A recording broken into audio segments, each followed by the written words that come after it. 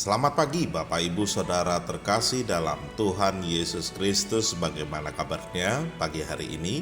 Kembali lagi saya menyapa pagi ini melalui firman Tuhan dengan tema Sudut Pandang Allah.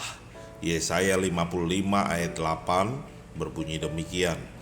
Sebab rancanganku bukanlah rancanganmu dan jalanmu bukanlah jalanku. Demikianlah firman Tuhan. Seringkali kita menghadapi perjalanan kehidupan tidak sesuai dengan apa yang kita rancangkan. Dan ketika gagal atau keadaan sengsara, maka seringkali juga akhirnya mempertanyakan rancangan Tuhan atas hidup kita. Melalui Alkitab, Tuhan menunjukkan rancangannya bagi kita. Sudut pandang yang berbeda sangat mempengaruhi bagaimana kita melihat kehidupan ini. Seorang pilot helikopter memiliki sudut pandang yang jauh lebih besar daripada kita yang berada di bawah, sehingga dia bisa membantu kita mengetahui langkah selanjutnya yang harus kita lakukan. Hubungan kita dengan Tuhan sama.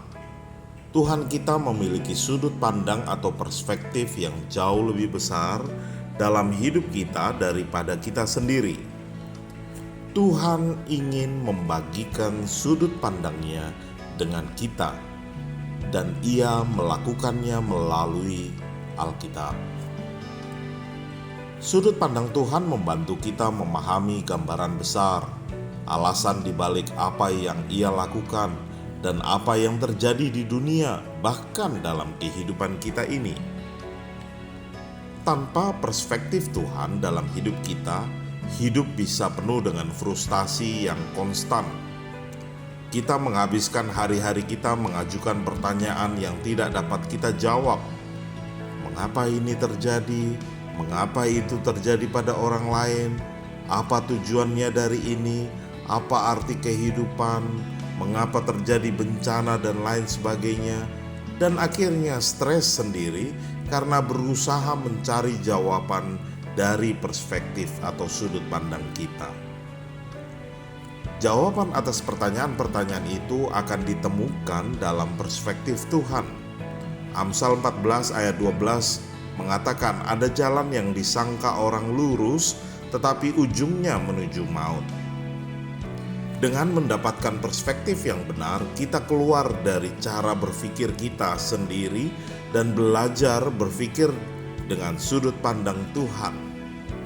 Mazmur 103 ayat 7 mengatakan, Ia telah memperkenalkan jalan-jalannya kepada Musa, perbuatan-perbuatannya kepada orang-orang Israel. Orang-orang Israel melihat apa yang dilakukan Allah. Laut Merah terbelah, roti mana, mujizat dengan air, dan masih banyak lagi. Tetapi Tuhan membiarkan Musa dan juga bangsa Israel memahami kata mengapa di balik apa yang Allah lakukan. Tuhan memberi Musa sudut pandangnya Allah. Bagaimana kita bisa mendapatkan perspektif? Dengan mempelajari firman Tuhan. Oleh karena itu, masalah apa yang kita lihat dari sudut pandang kita sendiri? Pelajarilah firman Tuhan hari ini untuk mendapatkan perspektif Tuhan tentang hal itu. Amin. Mari kita berdoa. Segala puji syukur kami naikkan bagimu Tuhan. Terima kasih Engkau terus memberkati memelihara hidup kami. Dan kebenaran firman Tuhan pagi hari ini mengingatkan kami kembali.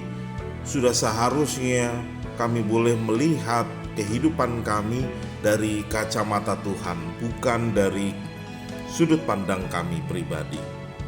Dan melalui kebenaran firman Tuhan hari demi hari, kami boleh terus diingatkan, dibentuk, dan kami boleh terus menjadi manusia yang dewasa rohani di dalam kehidupan kami. Terima kasih Bapa, terpujilah namamu. Menyerahkan hidup kami seutuhnya ke dalam tangan kuasa Tuhan, masa depan kami, setiap tugas tanggung jawab kami sepanjang hari ini, mampukan kami untuk kami boleh melakukannya, dan biarlah nama Tuhan ditinggikan melalui hidup kami. Terpuji namamu Bapa, dalam nama Yesus Kristus Tuhan dan Juru Selamat kami berdoa, haleluya, amin. Selamat pagi, selamat beraktivitas. Tuhan Yesus memberkati kita semua. Shalom. Mau selalu bersyukur, selalu bersyukur. Kau Tuhan yang setia, yang selalu menopang. Mau selalu bersyukur, selalu bersyukur.